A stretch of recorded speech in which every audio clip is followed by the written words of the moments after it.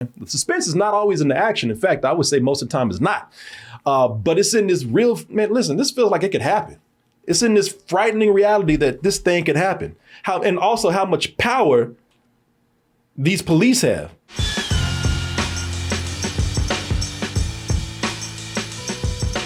A big birthday gift for me. My birthday's next month. A big birthday gift for me is if you came out to see the 1 year anniversary of me doing sit down comedy at the Broadway Comedy Club. Going to be back in the Red Room September 27th. Oz will join me later as we just sit down and just lollygag with the audience. And then we're going to have all of you up for open mic.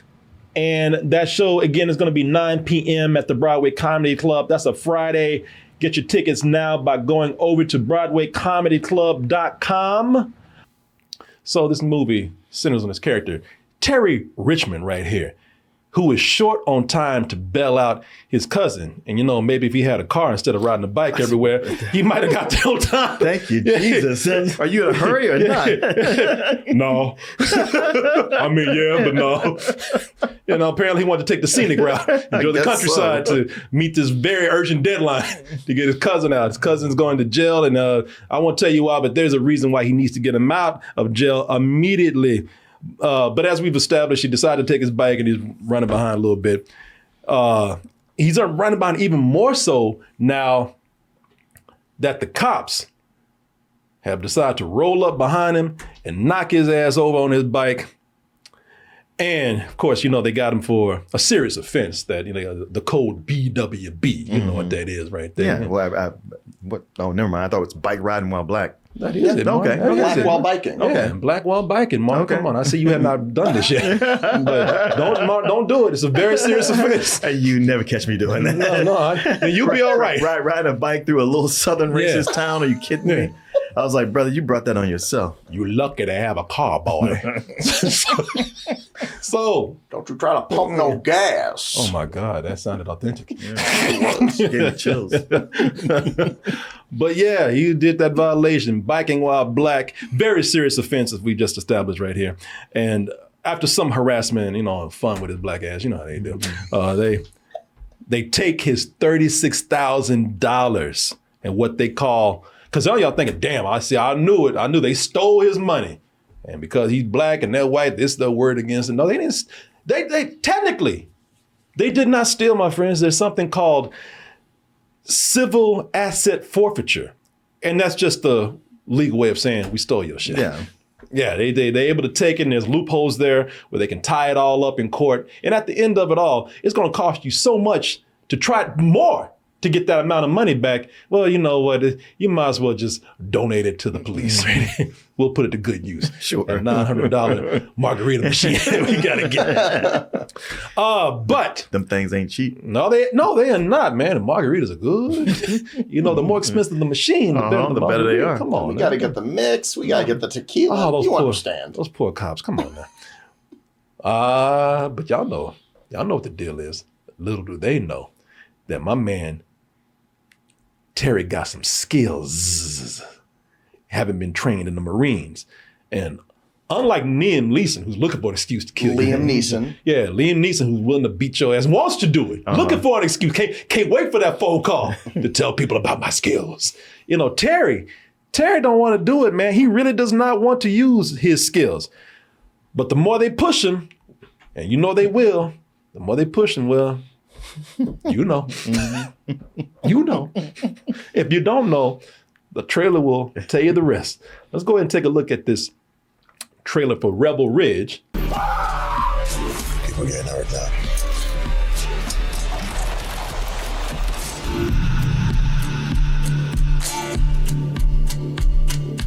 Oh, one last guitar strum right there. Oh. Nah, you missed it.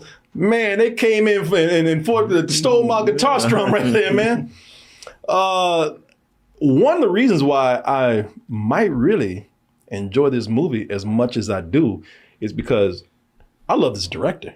Yeah. Now, somebody that I don't talk about a lot, and probably don't watch his movies on repeat all the time, but I've seen two of his movies. One is called Blue Ruin, and then another is called, he apparently likes making movies about colors. Green Room. Oh, Green Room. Whatever you saw or did.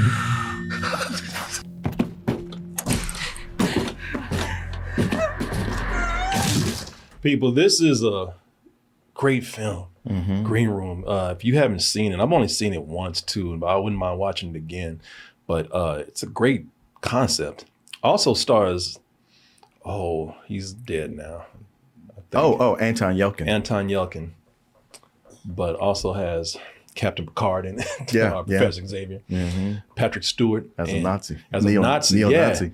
Yeah, have you seen this movie? Yep, I like Green Room. Yeah. It's not my favorite of this director, but I do really like it. It's a great concept, though. It's this punk band, punk band that goes to perform in this small town bar, and it's a little shitty gig, but they try to get there and get their money, and they get trapped in this green room for something that they find out they shouldn't probably know, but they get trapped in this green room. The green room, of course, is where the talent stays and gets ready for the show and whatnot backstage. And they get trapped in the green room because these Nazis are after them, and so it's one of those thrillers. I guess what you would call, what is it when you're held up? It's a bottle film? No, not kind of a bottle film, a siege film. Siege. It's also kind of a siege film where they're trying to like keep these Nazis out from getting into this small room. Meanwhile, they're like, well, how the hell are we gonna get out of here? It's a really, really intense film, man. Yeah. And I love this movie. I mean, it's so well shot. It looks great. It's and this director's good, man. He's very good. He's very good. And one of the biggest strengths about this movie is that, like with Blue Ruin and even Green Room, even though I got these great concepts and these movies that they're very thrilling. There's an element that works because they're grounded, and this movie feels very grounded. You're thinking it's an action film, and it is, but this movie has a very intelligent approach to the action format or the action genre. So this character, Terry Richmond, he immediately stands out. I'm curious to see what you guys think about this. He immediately stands out as a different kind of action hero. For one, well, he's black, and when the movie opens up, he's listening to heavy metal. Yeah. So, there's no studio interference saying, hey, look, we got to sell a hip hop soundtrack, or hey, listen, the black demographic don't like that. This will never play on BET. What are you talking about here? This not, so they already established that this is a different approach to how they are showing us this character right here. But also, while Terry does have the traits of a lot of other action heroes, like he's a combination of two characters to me immediately. Now, this is kind of a Western, but the action part comes in where this guy is kind of a mix of, and I want to see what you guys think about this. I think he's a kind of a mix of Rambo and also your boy Jack Reacher. And the reason, and I say this, he's Rambo and Jack Reacher minus the insanity, the craziness. Well, I don't so much see Jack Reacher, but I definitely see a comparison to John Rambo from First Blood, that first movie where it's like, I'm just going through town and the small town sheriff is with me, and little does he know that he has special forces training. Yeah, no, that's what happens here. Like he goes into town, and you're right. And the reason why I bring up Reacher is because Reacher is also Jack Reacher is one of these guys who's a wanderer. He doesn't have like a home or anything, or he's trying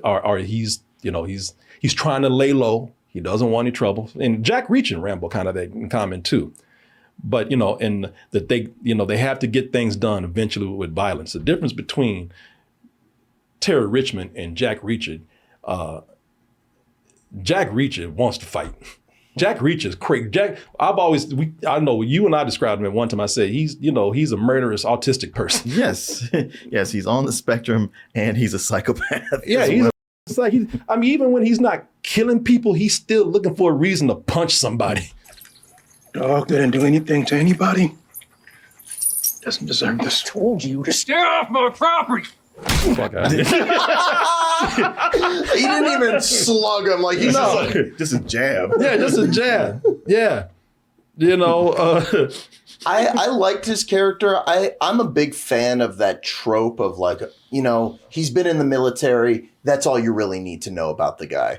But to me, and maybe it was some of the filmmaking that was going on, he was giving Batman for me. Well, I get that a little bit. Yeah, I can see that. No, Okay. I agree with him completely because the thing that's different with my man Terry Richmond and what makes this movie so cool is that as effective as it may be to punch somebody that's an asshole, or and with John Rambo's case, when I say, listen, these characters are crazy. Jack Reacher, I don't mean to say crazy because he's on the spectrum, as you said. John Rambo, they drove his ass insane. They did. He was trying. He said he tried over and over to just I just want to go see my friend, and I want to get something to eat. Yeah. That's the biggest thing. I just want to get something to eat. Seems like bailing you out of trouble is getting to be a lifetime job for me.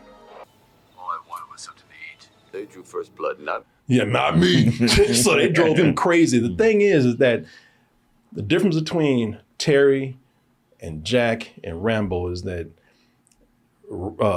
Jack Reacher will eventually, as entertaining as that show is, and I love the character, I like the show a lot, it will usually get into some fantasy fight scenes and fantasy violent scenes. Yeah, same thing with Rambo. Rambo, First Blood was a great film. After that, they just became cartoons. Cartoons after that. Shit, they even have a cartoon. At one point, it became so cartoonish, it became a literal cartoon. You remember that? Oh yeah. One man to call. Get me Rambo. That's a kid's cartoon, y'all. That's not like the new, this ain't on Adult Swim or Netflix. I know. They even sold Rambo gum, which is black flat gum. Hell, they sold Rambo toys Yeah. with black gum. Yeah, it was black flat gum. I guess that's what's left over after you got shot. No wonder his ass is crazy. Chewing nasty ass licorice gum all day. And I make anybody lose their mind. But see, the thing where Terry Richmond stands apart is that, and I want to make a point of telling you about those characters right there, because the point with Terry Richmond is that Terry Richmond, where he stands apart, is that he tries to this is an action hero who tries to prevent action. He's all about de-escalating. That's the thing. And even when, they've taken advantage of him, at times he's like, okay, I'm just going to let this go. Yeah. And early on, one of the action scenes, it was one of the most non-action scenes I've ever seen. Yeah, because his point is, and I actually like this about the character, and some people might need to know this before you see the movie if you haven't already. Some people love it because of this reason. He's into de-escalating a situation and preventing violence. He will talk, reason, plead, try to broker a deal. Shit, the man will sit up there and make a bullet point presentation for you on why I don't want to whoop your ass. Which choices these you want to make right here, and he will make a point to why you should leave him the alone. There'll be a TED talk on that shit. Which one of these appeals to you right here? Of course, we wouldn't have an action movie because that's what this is with no action. So no one listens to reason at all. Everyone got to prove they a man. Right. Everybody has one character that got to have a pissing contest, which usually means, piss lends to punches. Uh-huh. And eventually, all that Terry put into those presentations of why I should not whoop your ass. At that point, the speech was so good too. I know, the presentation was so nice. But it was all for naught. It was all for nothing. There's people standing around with broken arms and faces talking about, wow, I should have been with the wrong person, I should have gone with option A. While I was thinking about it. Next time, though. I tell you, and this is where I'm going to agree with you, man, because it makes for cool fight scenes in the movie. First of all, because Terry's doing his best to take non-lethal approaches to beating people, and he's like Batman, in that case, he's like, you'll never use that arm again, but you're alive, and. The reason why that's cool is because in the movie, it makes for very realistic feeling fight scenes. The character in the movie, Terry Richmond, he's a trained martial artist. He teaches martial arts in the Marines, but they're not doing any of that, choreographed, precise, fighting scene in this movie right here. He's the only one who's trained. So. Yeah, exactly. But even him, he'd grab somebody and they're on the dirt and it feels more like brawling and wrestling, even though these are martial arts moves that they're apparently doing. Oh. I think he's on the Wikipedia page. Uh-oh, shit, he got a Wikipedia page? Uh-oh. Jiu-Jitsu to the 6th Marine Regiment. Shit. I should have read the Wikipedia page. Let's not do that. Josh. Boy, you get that big ass meat around your neck, it's done. It is done. Don Johnson's so good in this. I love that scene. I called that the merry-go-round scene because he goes to one guy, beats his ass, goes to the other one, and comes right back around. Yeah, It's fun to watch. No, I love that. I'm gonna pass this on to y'all right now because I'm just gonna say the reason why that there's not more scenes like that. First of all, as you saw the fighting in there, like I said, it looks very realistic. But also, you know, there's other things that give you a tenseness in this movie. And I think it's the actual corruption of the cops. And that's what the director was really interested in.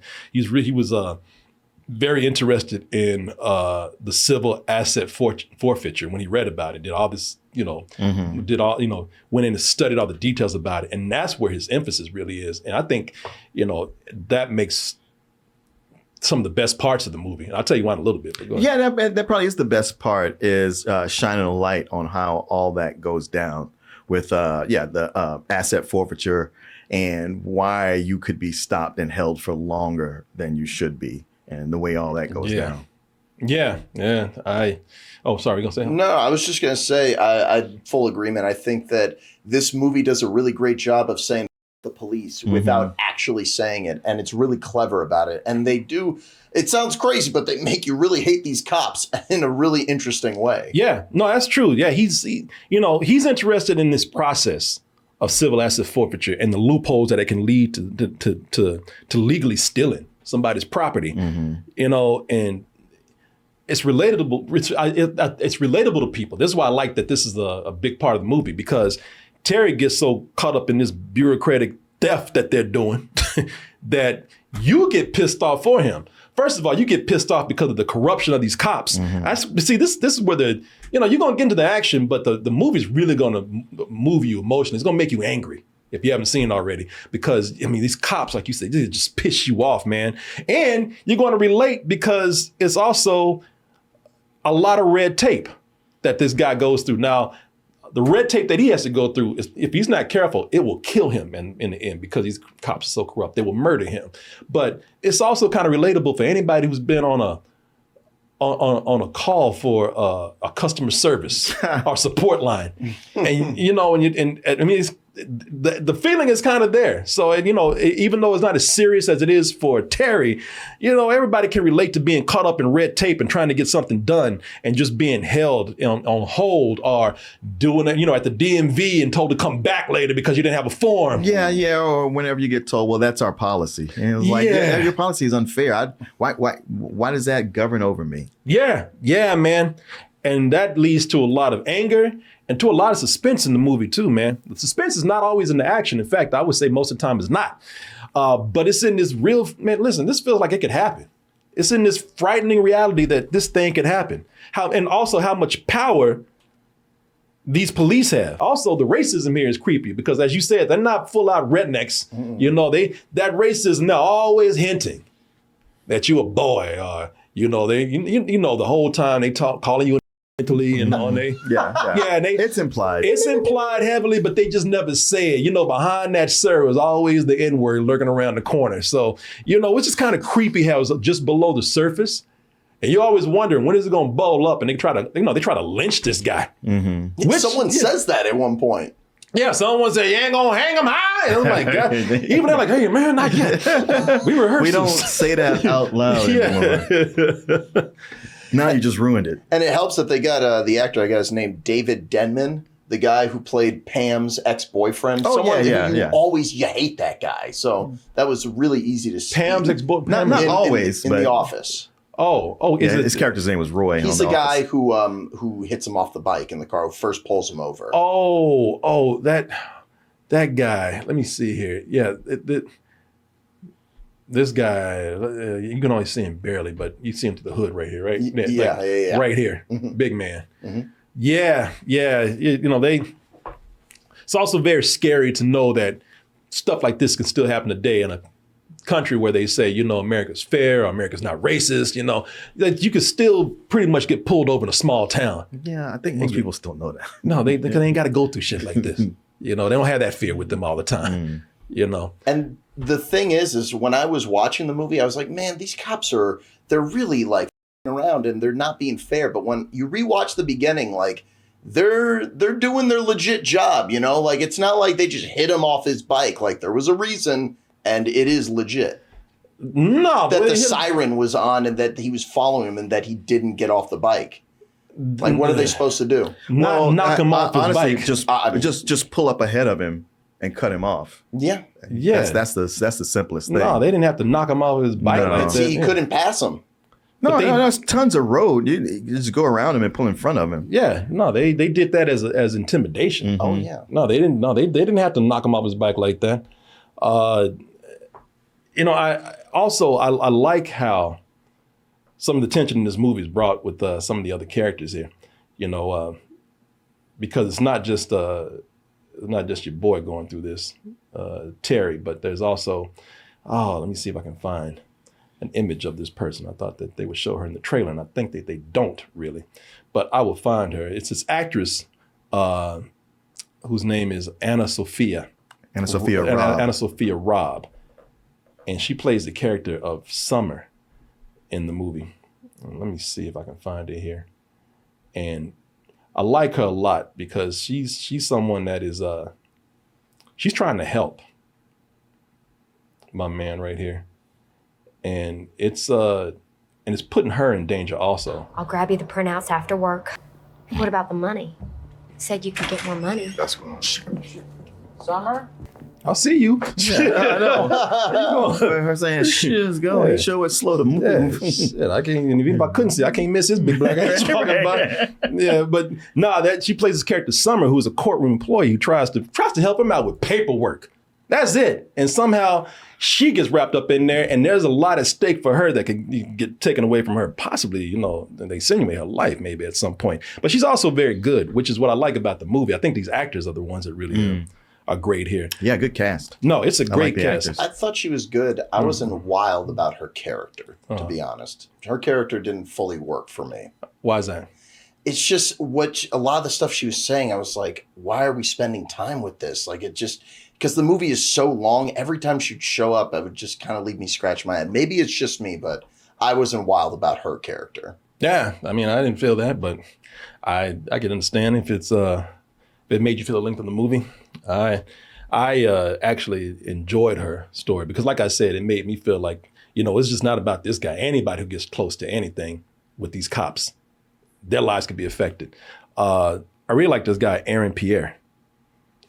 He was a four-door SUV or whatever the name was in that movie. Old. Okay. Was it a mid-size sedan? Midsize. Oh yeah, that's right. His rapper name. Yeah, he played a rapper called Mid-Size Sedan in the movie. That's the only time I remember seeing this guy. I might have seen him somewhere else, but I was wondering why I'd seen him before. And I think here he shows his acting abilities as a leading man more than an action star, and he's definitely shown his abilities as an action star. But I think as a leading man, he could also work well. I hope this guy gets more leading roles. The guy is very good, I think. He's good, but I thought at certain points, there's like maybe one or two parts where I thought that he lacked charisma a little bit. Really? Yeah. Yeah, like some of his lines just fell flat for me. Yeah, you and I just not seeing eye to eye on some of these things, Ray, because I actually liked him a lot. I thought for the most part, I thought he was very good in the movie. It's just that his character by the end, I was like, it didn't feel cohesive to me. Yeah, I didn't see that. I say a lot of people, somebody said, Corey, shut up, man. I mean, come on, good looking guy. I mean, come on. Hey, listen, if I did, can you blame me? Maybe I did want to up Don Johnson, who plays Chief Sandy Byrne, who's behind a lot of this corruption that you see. There's a reason why they're doing everything that they're doing, these forfeitures, and I won't tell you if you haven't seen the movie, but that's, like I said, that the beginning of this movie, if you're into it like I am, it will piss you off. And his performance definitely will. He's so arrogant with his corruption because he's proud of it. He's proud when he comes out and tells Terry like, oh man, too bad you missed my shit-eating grin early. Like, you want to punch me, don't you? But I know you ain't violent. Yeah, he really does irk people, man. He's got a great character introduction where, like, the cops are being a dick to the guy, and it's like, oh, there's the sheriff. He'll come over, and the sheriff's like, yeah, they're right. Get the out of here. Oh yeah. Oh yeah. Yeah. He doesn't mince words. No, he does not. He does not. But I mean, like I said, as you can see, I enjoyed the movie a lot. I thought it was pretty great. But I don't know about how these guys feel. Obviously, you and I are not agreeing. I liked the movie way more than I didn't. It was so refreshing. This is one of those movies that I like to just say, this is a real movie. Like, it has some moments that were a little bit film school to me, but I think that opening scene, that is a lesson for any aspiring filmmakers at all. It's like, that's how you do it. Yeah. That's how you escalate conflicts and like tell a story and introduce characters. And somebody hit it. I was thinking the same thing in the movie. I was like, you know what? Don Johnson, he's played a racist too many times. Yeah. and he's been too good at it. Yeah. Now he's a racist sheriff, just like in The Watchmen. I get the feeling you don't like this movie. I don't like it as much as you. Yeah. I mean, I'm kind of with Julian. It's like, I like it more than I didn't. I like the characters and I love the setup. It's certainly, like you said, it gets your blood boiling. It got me angry. I just found that the longer it went on, the more, where you say it's grounded, the more it felt less grounded. As a matter of fact, there's a point when it goes to a place where I was like, I feel like they've wrapped up a lot of this, and yet they're finding reasons to come back and keep it going. And the action is good at times, but it's also unremarkable at plenty of times.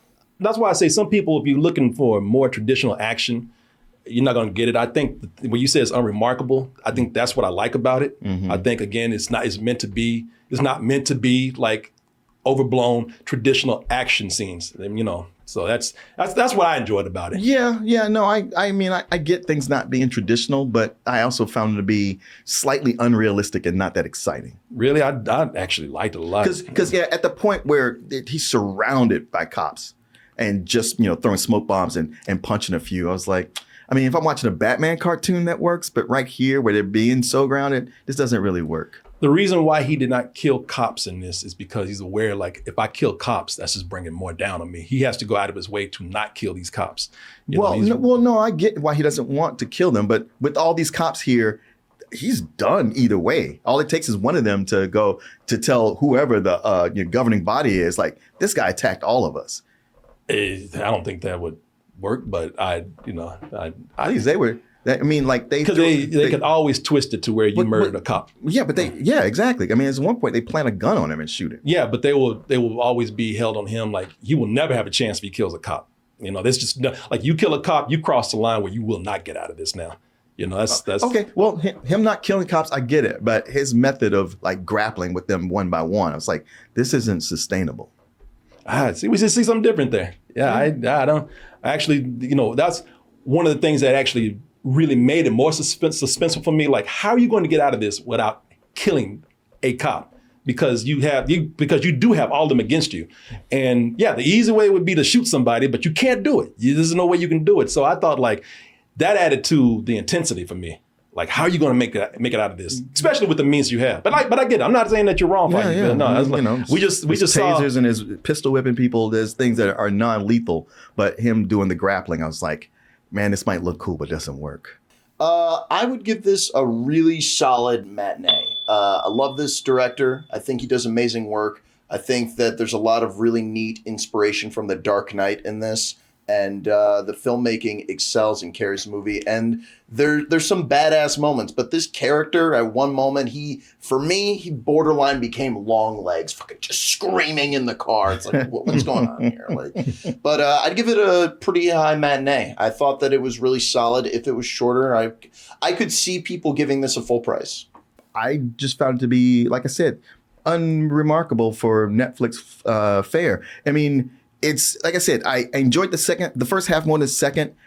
I really enjoyed it overall, and my rating sounds like more degraded than it is. But to me, it's a very high rental because it's on Netflix, and I think this is a good place for it. You know, I have a lot of admiration for this movie because, you know, I think it keeps the thrills coming and has surprises and twists in there. And especially there are some small twists in there, but for me, none of this felt cheap. You know, nothing is there to get a dumb rise out of the audience. You know, all this stuff is intertwined within the story and the subject matter that we have here. And, you know, everything to me feels well thought out. And, you know, and I will agree that maybe for, you know, being a movie, yes, they're not going to be 100% realistic here. You know, it's not. So not all of this is plausible, but a lot of it did feel more plausible than not to me. Also, this feels like a lower budget movie. And I think that helps with this. I think that helps with the feeling of this film right here. I thought it was very smart approach to an action movie. You know, we hardly ever see smart action movies like this. You know, the studios fear that, you know, man, thinking too much gets in the way of the fun. And, you know, sometimes, yes. I mean, you know, ain't nobody trying to see, you know, Rambo stop and, you know, do math problems, you know. I mean, when I saw now you say it, I'd pay to see that. I'd pay to see him get it wrong. 2 + 2. Yeah, you know. Nah, it's like, you know, I also think the movie has a great balance too. It's not having to dumb itself down a lot. And the parts of the movie that make you think are actually some of the more intense parts of the film. So yeah, I'm very much within these people in a minority. If you take 2 against 1 right here, I'm the one that's gonna give it a full price. I actually thought this was very well made, but I was just happy that it wasn't like a John Wick ripoff. Like that's what it easily could have been. Easily. No, it's nice to get away from that. It does have a reveal toward the end that made me go, well, hold on. If that's true, then all this back there, okay. The end left me scratching my head a little bit. The very end, I was like, I like that, but like the last 10 minutes, it's like, what just happened? I got the last 10 minutes. I would say that maybe it will end abruptly for some people. It ended all right with me because I was at the point like I don't need like a big Hollywood ending for this. I saw what happened, and I'm like, okay, more people would probably want something more dramatic at the end, but I was satisfied with it. Yeah, it made sense to me. I don't know. I like the simplicity of this movie. I really do. It's just, but then again, that's something that appeals to me because you know how I am. I see so many movies that sometimes if there's something that just seems even remotely a departure from the usual, and if I feel like they do it well, that's probably something that's going to appeal to me more than maybe you guys. You know, that's a personal thing. That's the kind of thing that gets to me all the time too. So it just wasn't here. One thing also that held the movie back a little bit for me is, I won't say who, but there's like a character redemption that happens. I was like, come on, like this came out of nowhere. I don't think it did. Okay. I think they set it up. I think they actually, that's what I mean by some of the twists that we have here. They set things up and they mentioned it. And it's not like it came out of nowhere. Okay. Yeah, it didn't, but I think I'm talking about the same thing where it's just like, yeah, I don't know about that. Yeah. But yeah, I don't know. I like the movie. Yeah. These guys. No, I'm kidding. No. Back in the day. I'm talking about, you don't know a good movie if it came and bit you in the ass. No, it's good to... Oh, you guys just wanted to be dumb shit. Yeah. You want to be Batman. He was! What you want to cape on him? Come on, man. At one point when he's driving that truck and sparks are coming out the back. No. That happened. No. I will say this. Somebody home and made talking about old contrarian Coleman. So me have my own opinions being contrarian? Oh, no. Jesus Christ. No. So he's not the contrarian? I feel like I'm the contrarian. He's not the contrarian? It's like, having your own opinion is being a contrarian? See, I was almost out of here, man. I was almost done. Hey, man, you were the one who's positive about it, and you wanted to talk about it because other people were positive and said to you, hey, this movie's awesome. You should talk about it. Yeah. If anybody's a contrarian, it's me. No, I'm not. Why does anybody have to be a contrarian? Can't nobody have an opinion? I really liked it. It's the #1 movie on Netflix. You were clearly with the majority. But I'm just saying, and even if you got an opinion, you can't have that opinion. Apparently you ain't no contrarian. You just got an option. I'm supposed to look at the other scores and just go along to get along. But you just got your opinion. You just got your opinion. None of these people contrarian. But you call me contrarian. What the fuck did I do? I just had an opinion. Like I sit up here and disagree with y'all just because I just wanted to like disagree with you because I don't like your face. So I don't, We talked about this, Corey. You're not allowed to like stuff. Yeah. Yeah. What are you doing? you know what? Yeah, that's not on brand. Man, I brought this up today just because I feel like being different and starting an argument with y'all. God damn it. Well, you made it to the end of the video. That must mean you really like what we do. So if you do, check out these other videos just like this one. Check out our other YouTube channels and subscribe to join our wonderful Toasty community. And as always, stay toasty.